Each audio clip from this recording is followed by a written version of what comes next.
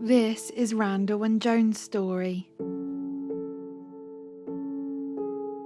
Randall and Joan have 2 children, Delia and Dale. They shared with us about when they first found out about Dale's disabilities. I was shocked because Delia had been our only child and Dale just came along, and he's a boy, and so therefore we'd have one of each, and it was a joy.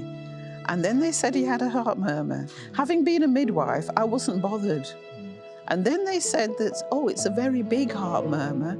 And then they said, oh, he's a little bit, was it blue?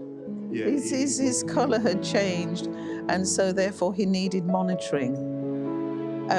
I was still in my midwife's head, but when we finally realised, it was devastating. But I think at first you were very, very shocked. Yeah. And I think it's hard for, as a man to say how this made you feel. Yeah. Women cry all the time, so, well, I shouldn't say they don't cry all the time, but they're more can be more emotional.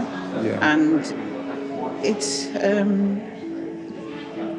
I think you're right. I mean, it's not easy because we have a girl who was articulate. She was a teacher, and having very bright girl, very bright, having a son who has severe learning difficulties and autism, and developmental delay. Really, give me a real jolt, basically, because I was expecting a child I can go about and play football and have a good time. You know what I mean? Teach him to drive. Yeah, exactly. Yeah. Do all those things that men do with their sons and whatever. So for me it was very hard.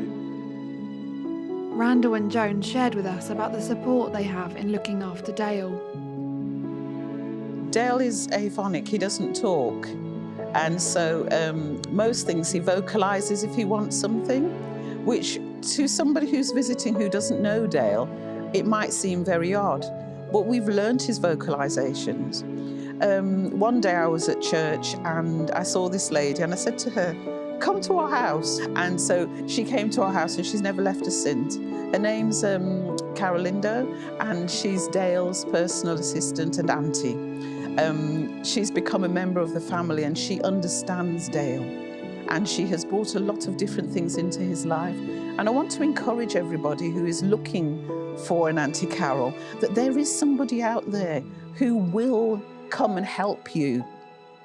All is not lost. Don't give up, because God is looking, and we can use these experiences to be able to witness to people.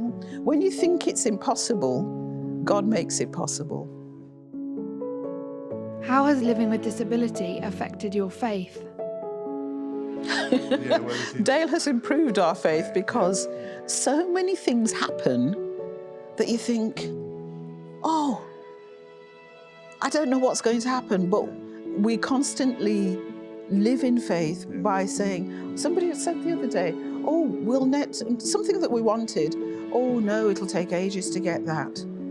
But we got through with it. And it's always, faith is a constant living, a constant doing. Faith is action, and you have to take action by saying your prayers, say them whether you're on your knees or not, and also talking to God. I think talking to God is the most important to keep your faith refreshed. Yeah. Even though we have very skilled, diverse professions, God has given strength, to cope with the demands of looking after, Dale, a young man, with challenging behaviours. What would you say to other parents in a similar situation to you? Please don't give up hope, there's always support around you, whether from church members or professional agencies who can help you to cope with the demands of looking after someone, with disabilities, whether mental health or other form of disabilities, And always put God first in your life, and He will always assist you, in your day-to-day journey, Don't be silent. If you don't say what is on your mind or what your concern is. Yes, God can work miracles, but He'd like a little help from time to time from us.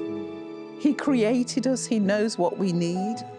And I was quite willing just to live a life of looking after Dale, making sure that all his needs were sorted out. I was going to give up my career as a ward sister. And I was... It's very difficult to actually voice the pain that you feel. It's very difficult to tell somebody who has not walked in your shoes, and they'll brush it off and say, oh, God will sort it, God understands, God this, God that. We do have a wonderful God, but we also need that human. He made us social animals, social human beings, and he wants us to love each other.